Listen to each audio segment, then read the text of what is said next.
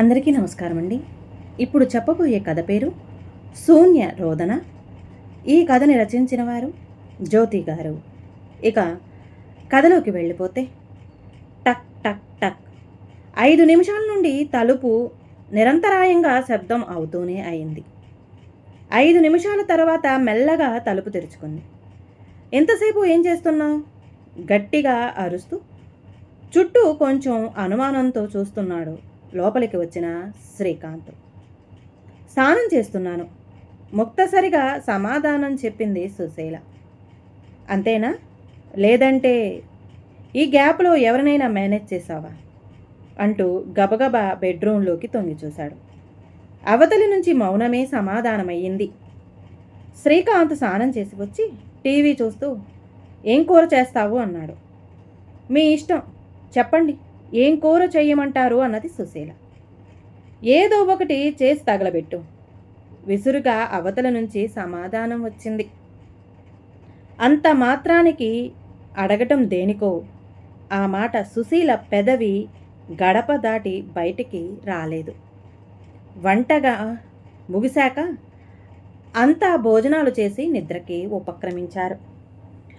ఆ రోజు ఆ సంఘటన జరగకపోయి ఉంటే సుశీల ఎదురింట్లో రాజు అనే 25 సంవత్సరాల కుర్రాడు కొత్తగా దిగాడు.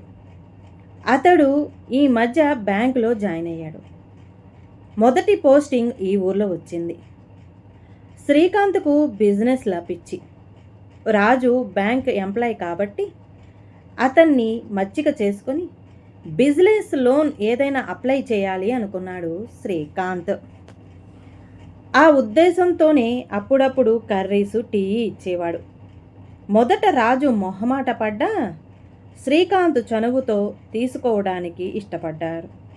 ఒకరోజు సుశీల గారు బాగా తలనొప్పిగా ఉంది, కొంచెం అల్లం వేసి టీ ఇస్తారా అంటూ లోపలికి వచ్చాడు రాజు. శ్రీకాంత్ ఇంకా ఆఫీసు నుంచి రాలేదు. పిల్లలు ఆడుకోవడానికి పక్కింటికి వెళ్ళాడు. సుశీల బాత్రూంలో బట్టలు జాడిస్తుంది.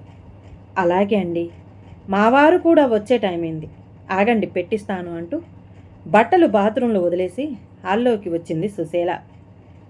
తడికాళ్ళు అవ్వటం వల్ల పాలిష్ బండలపై కాలు స్లిప్ అయి కింద పడబోయింది.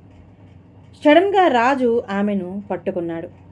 సుశీల కాలు స్లిప్ అయి జారటం, రాజు ఆమెను పట్టుకోవడం, డోర్ తెరుచుకొని శ్రీకాంత్ లోపలికి రావడం అంతా రెప్పపాటు కాలంలో జరిగిపోయాయి. ఒక్కసారి శ్రీకాంత్ ముఖంలో రంగులు మారాయి. శ్రీకాంత్ని చూసిన రాజు సడన్గా సుశీలను వదిలాడు. ఏంటి మీరిక్కడ? కొంచెం విసురుగా అడిగాడు శ్రీకాంత్ రాజును. సార్, ఏమీ లేదు, కొంచెం తలనొప్పిగా ఉంటే సుశీల గారు టీ పెట్టి ఇస్తారేమో అని వచ్చాను. ఇంతలో కాలు స్లిప్ అయ్యి అనుకోకుండా ఇలా అంటూ కొంచెం భయంగానే జవాబు చెప్పాడు రాజు. సరే సార్, వస్తా అనుకుంటూ అక్కడి నుంచి వెళ్ళిపోయాడు రాజు కొంచెం ఇబ్బందిగా. సుశీలకు అంత అయోమయంగా అనిపించింది. శ్రీకాంత్ ముఖం చూసి కొంచెం భయం కూడా అనిపించింది. వాడు చెప్పింది నిజమేనా, లేదంటే నేను చూశాను కాబట్టి ఏదో ఒక కట్టు కథ అల్లారా అంటూ దగ్గరికి వచ్చాడు శ్రీకాంత్. నిజమేనండి, భయంగా చెప్పింది సుశీల. అయితే తలుపు ఎందుకు పెట్టావు? డోర్ ఎందుకు తెరిచలేదు? మళ్ళీ కోపంతో గట్టిగా అరిచాడు శ్రీకాంత్. డోరు ఒక్కొక్కసారి దానంతట అదే లాక్ అవుతుంది కదా, ఆ సంగతి మీకు కూడా తెలుసు కదా అన్నది సుశీల కొంచెం మెల్లగా. అయినా శ్రీకాంత్కు నమ్మబుద్ధి కావడం లేదు. ఇంకా మనసులో ఏమోలో అనుమానం. ఇక ఆ రోజు నుండి ప్రతి చిన్న విషయానికి తప్పు పడటమే పనిగా పెట్టుకున్నాడు శ్రీకాంత్. మొదట సుశీల శ్రీకాంత్ వాదించేది. ఒక్కొక్కసారి అతను మాటలకు చిరాకు, అసహ్యం వేసేవి. నేను ఏ తప్పు చెయ్యలేదు అని గట్టిగా అరవాలనిపించేది సుశీలకు. వీళ్ళు గట్టిగా మాట్లాడుకుంటే పిల్లలు బిక్కముఖం వేసి చూసేవారు. క్రమంగా మౌనంగా ఉండటం అలవాటు చేసుకుంది సుశీల. తన గురించి తన భర్త ఎప్పుడు అర్థం చేసుకుంటాడో, మునపటిలా తమ అందరం ఎప్పుడూ హాయిగా ఆనందంగా గడుపుతాము. అప్పటి వరకు తాను ఏం చెప్పినా శూన్య రోదనే అవుతుంది.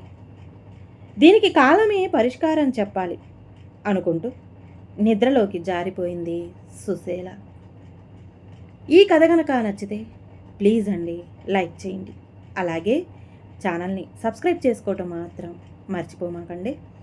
మీ విలువైన అభిప్రాయాన్ని కామెంట్ బాక్స్లో కామెంట్ చేయండి. అందరికీ ధన్యవాదాలండి.